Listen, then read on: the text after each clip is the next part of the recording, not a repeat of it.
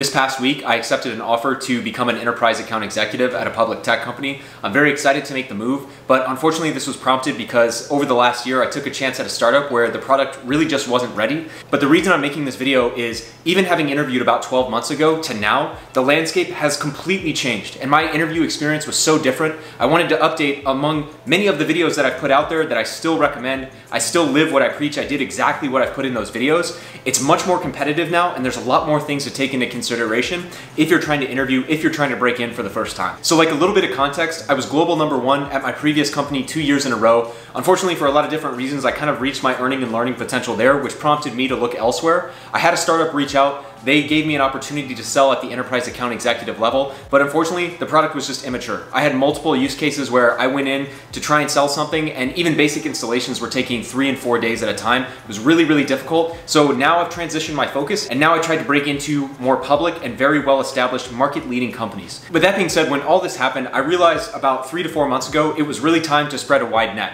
The company itself was not on a good trajectory, and so what this prompted me to do, and what I immediately started doing, as I've mentioned in other videos, I created lists of job openings. I certainly turned my alerts on LinkedIn, but also over the past year when the market was insanely hot, I had tons of different recruiters go into my inbox and ask if I wanted to interview. So I pinged all of them.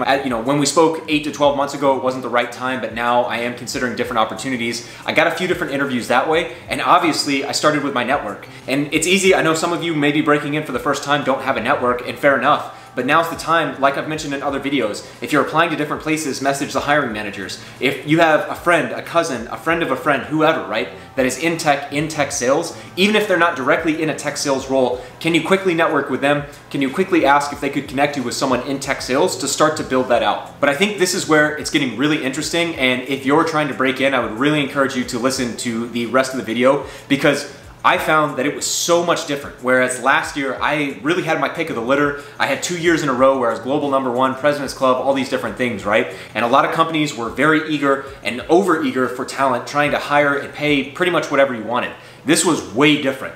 Even some of the recruiters that had reached out to me last year for enterprise roles were trying to get a little fishy with me and actually push me down, because now they have the luxury of interviewing people with 8 to 10 years of experience for those highest levels of enterprise account executive roles. Last year, it really wasn't as much of a problem to look at that enterprise level, but it's been totally different even in the 12 months. And the problem is, again, even if you're an SDR trying to break into tech sales for the first time, what this means is, unfortunately, a lot of people have been laid off. And for the ones that do want to stay in tech sales, for the ones that are trying to land another SDR job, you are now competing against a talent pool of lots of people that have a year of experience. And again, not all hope is lost. There are some companies that actually prefer new talent. One, they can usually bring them in a little bit cheaper, but two, they're not trying to overcome any bad habits. But it's definitely a consideration when you put yourself in the shoes of a manager, where if I have 2 candidates that I'm deciding on who I'm going to give an offer, one has no experience, one has a year of a demonstrated track record of hitting or exceeding quota, it's gonna get really difficult, not impossible, but difficult to really win in that situation. And so all that to say, where in past videos I've talked about how, just barely do any research if you're in the first round, just get a quick sense of what the company is. Now again, I'm not saying spend 30 to 60 minutes, but I would say I really made a point on every interview that I had to spend at least a good 15 to 20 minutes getting a high-level understanding of both the product, maybe the pricing models, and maybe one quick case study or even a video on YouTube, just getting a better idea of the product. Again, the recruiter is not going to be a product expert themselves, so if you have a recruiter interview, it's not like they're gonna grill you like crazy, but they are expecting you to come in with an answer to the question like, tell me what you know about company. And this is a great opportunity, again, because there's so many different people now available to interview, that you can set yourself apart by coming in and knowing maybe one level deeper of a fact about their company than just the generic person saying like, you're a market leader and you're a cloud whatever tool, right? But while traditionally, networking, going through old recruiters to get in the door was largely enough, now this is where I really turned up the heat and intensified my approach, as opposed to a past year where maybe I was a little bit more relaxed. Which is, as I got towards the 3rd, the 4th, the final round interviews, I really turned up the intensity of my research of both the company, even if it wasn't an exercise, and certainly on the exercise, the 2 companies that I ultimately got an offer from, they both left me the feedback that my final round interview was the best performance they'd seen of any candidate they've ever interviewed. Some of them told me that I had performed better than reps that had been on staff for 6 to 12 months. And this is the kind of way that you have to interview now, because not only, again, are you competing against an external talent pool that is much larger, but even internally, one of the places that I got an offer, unfortunately I had to turn it down because I was fortunate to have a different offer that I went with. But there's a lot of tech companies that also have policies when they list a position that they do consider internal candidates, but also have to interview external candidates. So they're never going to give you visibility into that. But I know for a fact through my network that one of the offers that I received, I was being considered against an internal candidate as well. So it is getting very difficult to get a position, but again, not impossible. What this means is you have to come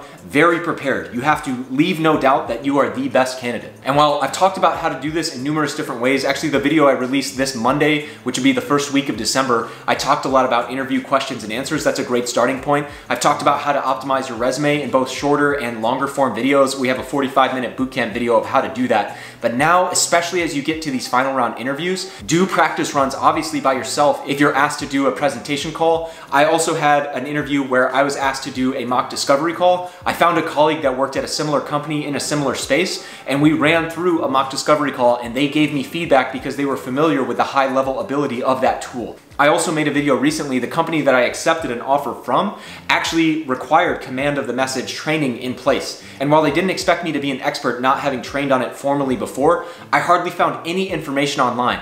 And what it required of me is I actually have a colleague at a big public tech company that was trained on command of the message. I took their company laptop and I self-paced through their company training over an entire weekend.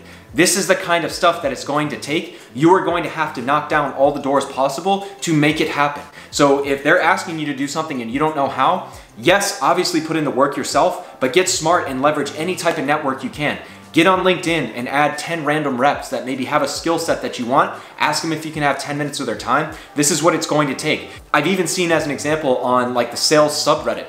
There are candidates who are interviewing that ask the random Reddit population if they could role play a cold call or something of that nature. If you feel like you need that, that's what it's going to take. It's very tempting now, because the jobs are limited, to freak out. And every time you see an opening, just apply, just get your resume out there as much as possible. And instead, if you're being very strategic, one of the reasons that I got multiple offers, had tons of different interviews, is because again, having my specific engineering background, I very much enjoy selling highly technical tools. That may not be you, and that's fine, right? But I specifically targeted very hardcore engineering tools to sell, because having the engineering background, having the track record, it's very compelling and gives me a leg up against the random person that's coming in and trying to break in from an adjacent industry, or selling a tool that's maybe not quite as complex as what they're selling. That's a lot of the feedback I got on both of the companies that gave me an offer as well. They were like, hey, one of the challenges we have onboarding new reps is that our technology is so complex, it's really difficult for non-technical people to grasp it. One of the things that really worked well for you is we can tell you understand it already, which means you're going to be very effective 6 to 12 months into this role.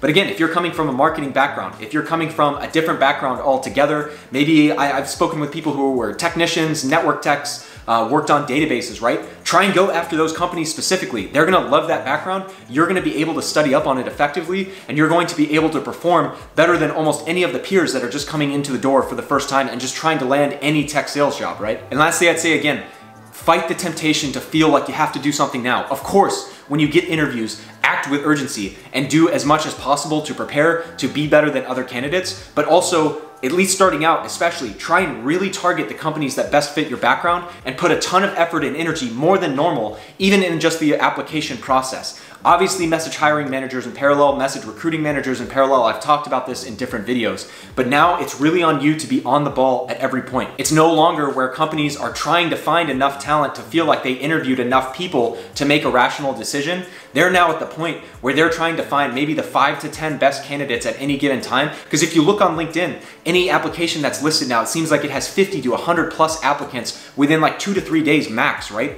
And so now companies have the luxury of being selective, and they're enforcing that. Some of the companies I talked to wouldn't even let me interview at the highest level of tech sales. And again, you're watching my videos, I stand by all the feedback that I've given. In my sales job, I've told you I've lost many deals before, and also in my interviews, I did get rejected. But that's what it takes, right? Start as focused as you can. That being said, while you are focused, apply to every relevant job within that focus, within that vertical. And then if you need to, you can expand from there, but that's going to give you the best chance. You've also got to be working very hard to get a lot of applications out there, while also working smarter than everyone else, presenting yourself in a way that's much more appealing. And especially when it comes time to that final round interview, leave no doubt. This is where, again, even if you don't have experience, I think there's enough resources online. I encourage you to watch one of the videos I made recently about the command of the message training for a discovery call. These exercises are where you have to set yourself apart because, again, it's just the table stakes now. If I'm a manager and you performed roughly as well as someone that has a year of experience, I'm gonna go with them, right? And so keep that mindset, use a little bit of fear, use a little bit of doubt and uncertainty. I'm sorry to say it, but just call it what it is.